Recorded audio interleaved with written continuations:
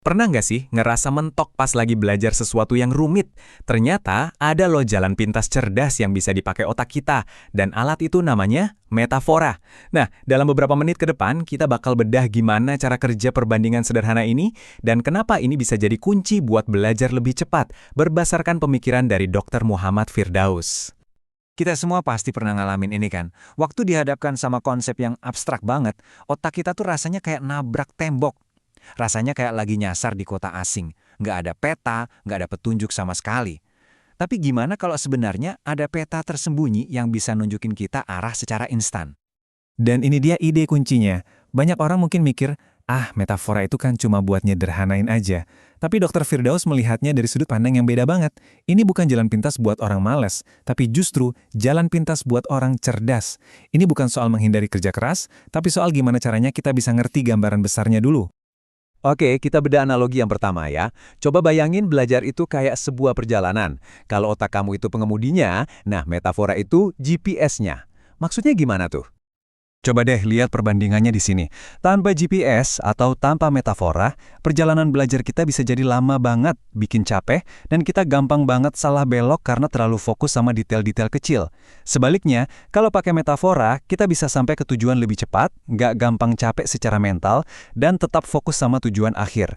Jadi metafora itu bukan berarti kita nggak perlu belajar dalam-dalam ya, tapi dia ngasih kita rute paling efisien buat sampai ke sana. Oke, jadi metafora itu ngasih kita arah. Tapi gimana cara otak kita memproses arah itu? Nah, disinilah kita butuh analogi kedua, menemukan stop kontak yang tepat. Konsepnya simpel banget sebetulnya. Metafora itu kayak jembatan. Jembatan yang nyambungin ide baru yang terasa asing dengan hal-hal yang udah kita kenal baik, yang udah ada di kepala kita. Nah, ini dia analogi stop kontak tadi. Informasi baru itu ibarat steker. Dia harus dicolokin ke stop kontak pengetahuan yang sudah ada di otak kita. Kalau koneksinya pas, kalau cocok, klik, pemahamannya langsung nyala. Tanpa koneksi itu, ya informasinya cuma bakal ngawang-ngawang aja, nggak ada artinya. Dan ini nih beberapa contoh kerennya. Waktu kita bayangin organisasi itu kayak tubuh manusia, kita langsung kan kebayang ada jantungnya, ada otaknya, semua saling kerjasama. Atau waktu kita lihat kebijakan publik sebagai resep, kita jadi paham kalau bahan yang sama pun bisa menghasilkan masakan yang beda. Otak kita nggak perlu mulai dari nol. Poin utamanya ya ini, metafora itu manfaatin apa yang udah ada di kepala kita. Ini mengubah proses belajar dari sesuatu yang bikin takut, jadi sesuatu yang terasa alami. Jadi pertanyaan kuncinya bukan lagi definisinya apa sih, tapi lebih ke, ini tuh mirip kayak apa ya? Oke, koneksinya udah dapat. Terus gimana caranya biar informasinya nempel dan gak hilang gitu aja? Disinilah metafora berperan di bagian paling penting dari belajar, yaitu ingatan. Bedanya jauh banget kan? Coba lihat di kolom kiri. Ngapalin mati-matian itu kayak punya file berantakan di desktop. Kacau, susah dicari, dan gampang banget hilang. Sekarang lihat ke kanan. Belajar pakai metafora itu rapi. Kayak folder yang udah diatur dengan baik. Semuanya terstruktur, punya tempatnya sendiri, dan jadi gampang banget buat ditemuin lagi. Kita nggak lagi maksain diri nginget definisi, tapi kita nginget ceritanya. Jadi, kalau kamu ngerasa lebih gampang ingat analoginya daripada definisi teknisnya, itu bukan berarti kamu lemah loh, justru sebaliknya. Itu bukti kalau otak kamu bekerja sebagaimana mestinya. Otak kita emang dirancang buat ngingat cerita dan gambar, bukan cuma daftar fakta yang kering. Tapi, apa metafora ini cuma buat pemula aja? Nah, ayo kita bongkar anggapan kalau ini cuma alat yang dangkal. Kita lihat gimana metafora justru jadi fondasi buat keahlian yang mendalam. Ini nih, pergeseran cara pandang yang penting banget. Metafora itu bukanlah tujuan akhirnya, tapi ia adalah gerbang pembuka menuju pemahaman yang jauh lebih dalam. Coba bayangin prosesnya kayak gini ya. Pertama, kita pegang handle-nya dulu. Cari metafora yang kita kenal buat nangkep gambaran besarnya.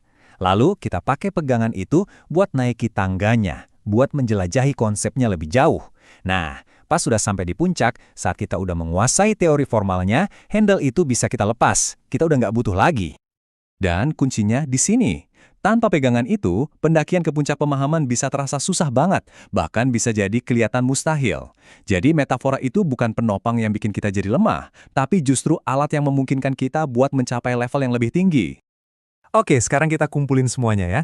Apa sih yang bikin metafora ini bukan sekedar trik belajar, tapi sebuah alat berpikir yang fundamental?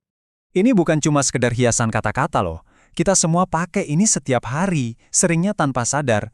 Waktu kita bilang idenya masih mentah atau wah saya lagi buntu nih, itu kita lagi pakai metafora. Itu adalah cara dasar otak kita buat memahami dunia. Jadi, kenapa sih ini efektif banget? Pertama, dia bikin konsep yang rumit jadi terasa lebih dekat, lebih personal. Kedua, dia ngurangin rasa takut kita sama subjek yang susah. Dan ketiga, yang paling penting, dia bikin pengetahuan baru itu nempel banget di ingatan kita. Efisien banget. Dan ini ujian pamungkasnya. Tanda kalau kamu benar-benar udah menguasai sesuatu, itu bukan pas kamu bisa ngulangin definisi. Bukan. Tapi, saat kamu bisa mengambil konsep yang rumit itu, lalu menciptakan metafora kamu sendiri untuk menjelaskannya, itu baru bukti kalau kamu benar-benar paham. Jadi, saya mau tinggalkan kalian dengan satu pertanyaan ini. Coba pikirin satu topik yang lagi kamu pelajarin sekarang. Stop dulu ngafalinnya, dan coba deh, temuin kiritannya. Temuin perbandingannya. Metafora apa yang bisa kamu ciptakan?